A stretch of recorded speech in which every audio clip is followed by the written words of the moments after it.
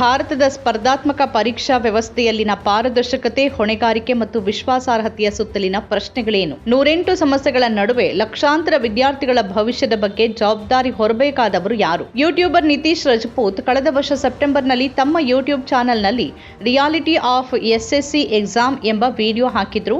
SSC ಹಗರಣದ ಹಿಂದಿನ ನಿಜವಾದ ಕಥೆಯನ್ನ ಬಯಲಿಗೆಳಿತಿರೋದಾಗಿ ಅದರಲ್ಲಿ ಹೇಳಲಾಗಿದೆ. ಇದು ವರ್ಷಗಳಿಂದ ಲಕ್ಷಾಂತರ ವಿದ್ಯಾರ್ಥಿಗಳು ಎದುರಿಸಿದ ಕಷ್ಟಗಳ ಬಗ್ಗೆ ಹೇಳ್ತು. ಕೇಂದ್ರೀಕೃತ ಸಂಸ್ಥೆಯನ್ನ ಹೇಗೆ ರಚಿಸಲಾಯಿತು, ವ್ಯವಸ್ಥೆ ಹೇಗೆ ತೀವ್ರ ಹೊರೆಯಾಯಿತು, ಪತ್ರಿಕೆಗಳು ಹೇಗೆ ಸೋರಿಕೆಯಾದವು ಮತ್ತು ಖಾಸಗಿ ಕಂಪನಿಗಳ ಪ್ರವೇಶದ ನಂತರ ವಿವಾದಗಳು ಇನ್ನಷ್ಟು ಬೆಳೆದವು ಅನ್ನೋದನ್ನು ಅದು ವಿವರಿಸಿದೆ. ಬಳಿಕ ಖಾಸಗಿ ಕಂಪನಿಯೊಂದು ನಿತೀಶ್ ವಿರುದ್ಧ 2.5 ಕೋಟಿಯ ಮಾನನಷ್ಟ ಮೊಕದ್ದಮೆ ಹೂಡಿದೆ. ಎಸ್ಎಸ್ಸಿ ಹೊಸ ವ್ಯವಸ್ಥೆಯಲ್ಲ ಅಂತ ವಿಡಿಯೋದಲ್ಲಿ ನಿತೀಶ್ ರಜಪೂತ್ ವಿವರಿಸುತ್ತಾರೆ. ಇದನ್ನ 1975ರ ನವೆಂಬರ್ 4ರಂದು ಅಧೀನ ಸೇವೆಗಳ ಆಯೋಗ ಎಂಬ ಹೆಸರಿನಲ್ಲಿ ಸ್ಥಾಪಿಸಲಾಯಿತು. ನಂತರ 1977ರಲ್ಲಿ ಇದನ್ನ ಸಿಬ್ಬಂದಿ ಆಯ್ಕೆ ಆಯೋಗ ಅಂತ ಹೊಸ ಹೆಸರಿನಿಂದ ಕರೆಯಲಾಯಿತು. ರೈಲ್ವೆ, ಬ್ಯಾಂಕುಗಳು ಮತ್ತು ಗುಮಾಸ್ತರಂತಹ ಸರ್ಕಾರಿ ಉದ್ಯೋಗಗಳಿಗೆ ಸಾಮಾನ್ಯ ಪರೀಕ್ಷೆ ಇದರ ಉದ್ದೇಶವಾಗಿತ್ತು. ಇದರಿಂದ ಎಲ್ಲವೂ ಕೇಂದ್ರೀಕೃತವಾಗಿರುತ್ತೆ ಅಂತ ಅಂದುಕೊಳ್ಳಲಾಯಿತಾದ್ರೂ ಸಮಸ್ಯೆ ಅಲ್ಲಿಂದಲೇ ಶುರುವಾಯಿತು. ಯುಪಿಎಸ್ಸಿಗಿಂತ ಭಿನ್ನವಾಗಿ ಎಸ್ಎಸ್ಸಿ ಸಂವಿಧಾನದ 315 ಮತ್ತು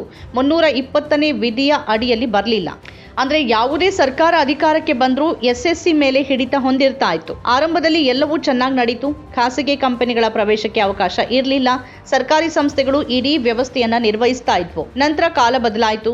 2012ರ ಹೊತ್ತಿಗೆ ಎಸ್ಎಸ್ಸಿಗಾಗಿ ಬೇಡಿಕೆ ಹೆಚ್ಚಾಗಲು ಪ್ರಾರಂಭಿಸಿತು. 30 ಲಕ್ಷಕ್ಕೂ ಹೆಚ್ಚು ಫಾರ್ಮ್ಗಳು ಏಕಕಾಲದಲ್ಲಿ ಬರ್ತಿದ್ವು. ನಿರ್ವಹಣೆ ವಿಫಲವಾಯಿತು. ಮುದ್ರಣಾಲಯದಿಂದ ಪತ್ರಿಕೆ ಸೋರಿಕೆ ಶುರುವಾಯಿತು. ಒಟ್ಟಾರೆ ವ್ಯವಸ್ಥೆ ಕುಸಿಯೋಕೆ ಪ್ರಾರಂಭಿಸಿತು. ಸರ್ಕಾರ ಅದನ್ನ ಸರಿಯಾಗಿ ನಿರ್ವಹಿಸಲು ಸಾಧ್ಯವಾಗಲಿಲ್ಲ. 2013ರ ಸೆಪ್ಟೆಂಬರ್ನಲ್ಲಿ ಎಸ್ಎಸ್ಸಿ ಪತ್ರಿಕೆ ಸೋರಿಕೆ ಪ್ರಕರಣದಲ್ಲಿ ಸಿಬಿಐ ಕ್ರಮ ಕೈಗೊಳ್ತು ಮತ್ತು ನಂತರ ಗಲಾಟೆ ಉಂಟಾಯಿತು. ಎಸ್ಎಸ್ಸಿ ವಿಶ್ವಾಸಾರ್ಹತೆ ಬಗ್ಗೆ ಪ್ರಶ್ನೆಗಳು ಉದ್ಭವಿಸಿದಾಗ ಸರ್ಕಾರ ಮತ್ತು ಸಿಬ್ಬಂದಿ ಮತ್ತು ತರಬೇತಿ ಇಲಾಖೆ ಅಂದ್ರೆ ಟಿಒಪಿಟಿ ಪರೀಕ್ಷೆಗಳು ಕಂಪ್ಯೂಟರ್ ಆಧಾರಿತವಾಗಿ ನಿರ್ಧರಿಸಿತು. ಆಗ ಖಾಸಗಿ ಕಂಪನಿಗಳ ಪ್ರವೇಶ ಶುರುವಾಯಿತು. ಟೆಂಡರ್ಗಳನ್ನು ನೀಡಲಾಯಿತು ಮತ್ತು ಷರತ್ತುಗಳನ್ನು ನಿಗದಿಪಡಿಸಲಾಯಿತು. ಆಗಲೂ ಎಲ್ಲವೂ ಸರಿಯಾಗಿ ನಡೀಲಿಲ್ಲ. ಪರೀಕ್ಷೆಗಳನ್ನು ಅಸ್ತವ್ಯಸ್ತವಾಗಿ ನಡೆಸಲಾಯಿತು.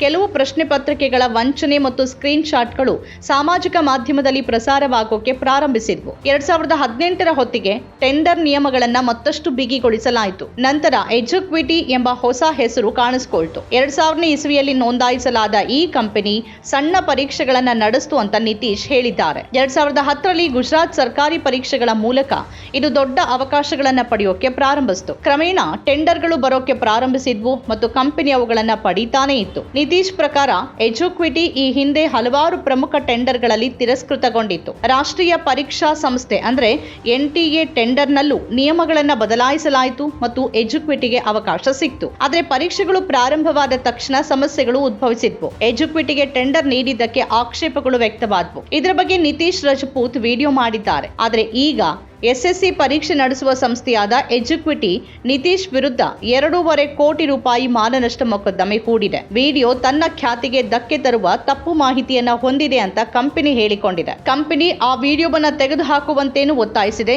ಇದಕ್ಕೆ ನಿತೀಶ್ ರಜಪೂತ್ ಕೂಡ ಪ್ರತಿಕ್ರಿಯಿಸಿದ್ದಾರೆ. ಮಾಧ್ಯಮಗಳೊಂದಿಗೆ ಮಾತಾಡಿದ ಅವರು ತಮ್ಮ ವಿಡಿಯೋ ಸಾರ್ವಜನಿಕ ವಲಯದಲ್ಲಿ ಲಭ್ಯವಿರುವ ವಿಷಯಗಳು, ದಾಖಲೆಗಳು ಮತ್ತು ಅಭ್ಯರ್ಥಿಗಳ ಹೇಳಿಕೆಗಳನ್ನು ಆಧರಿಸಿದೆ ಅಂತ ಹೇಳಿದ್ದಾರೆ. ಇದರಲ್ಲಿ ಯಾವುದೇ ಕಟ್ಟುಕತೆ ಇಲ್ಲ ಅಂತ ಅವರು ಹೇಳಿದ್ದಾರೆ. ವಿಡಿಯೋವನ್ನ ತೆಗೆದುಹಾಕೋಕೆ ನಿತೀಶ್ ನಿರಾಕರಿಸಿದ್ದಾರೆ. ಇದೆಲ್ಲದರ ನಡುವೆ ಲಕ್ಷಾಂತರ ವಿದ್ಯಾರ್ಥಿಗಳ ಭವಿಷ್ಯದ ಬಗ್ಗೆ ಪ್ರಶ್ನೆಗಳಿವೆ. ಅವರೆಲ್ಲ ಪ್ರತಿ ವರ್ಷ ಫಾರ್ಮ್ಗಳನ್ನ ಭರ್ತಿ ಮಾಡ್ತಾರೆ, ಪರೀಕ್ಷೆಗಳನ್ನ ತೆಗೆದುಕೊಳ್ತಾರೆ ಮತ್ತು ವ್ಯವಸ್ಥೆಯ ದೋಷಗಳಿಗೆ ಬೆಲೆ ತೆರ್ತಾನೆ ಇರ್ತಾರೆ. ನಮ್ಮ ಕಾರ್ಯಕ್ರಮಗಳನ್ನ ನೀವು ನೋಡ್ತಾ ಇದ್ರೆ ನಮ್ಮ ಚಾನೆಲ್ ಅನ್ನ ಸಬ್ಸ್ಕ್ರೈಬ್ ಮಾಡಿ, ಪಕ್ಕದ ಬೆಲ್ ಐಕಾನ್ ಒತ್ತಿ ನಮ್ಮನ್ನ ಬೆಂಬಲಿಸಿ. ಹಾಗೆ ನಮ್ಮ ಕಾರ್ಯಕ್ರಮಗಳನ್ನ ಲೈಕ್ ಮಾಡಿ, ಕಮೆಂಟ್ ಮಾಡಿ, ಅದನ್ನ ಬೇರೆಯವರಿಗೂ ವಾಟ್ಸ್ಆಪ್ ಮೂಲಕ ಶೇರ್ ಮಾಡಿ. ನೀವು ಹೀಗೆ ಮಾಡಿದಾಗ ನಮ್ಮ ಚಾನೆಲ್ ಇನ್ನಷ್ಟು ಮತ್ತಷ್ಟು ಜನರಿಗೆ ತಲುಪಲು ನೀವು ನಮ್ಮೊಂದಿಗೆ ಸಹಕರಿಸಿದ ಹಾಗಾಗುತ್ತೆ. ಇದು ನೀವು ಯಾವುದೇ ಖರ್ಚಿಲ್ಲದೆ ಕೆಲವೇ ಸೆಕೆಂಡುಗಳಲ್ಲಿ ನೀಡಬಹುದಾದ ಸಹಕಾರ. ಧನ್ಯವಾದಗಳು.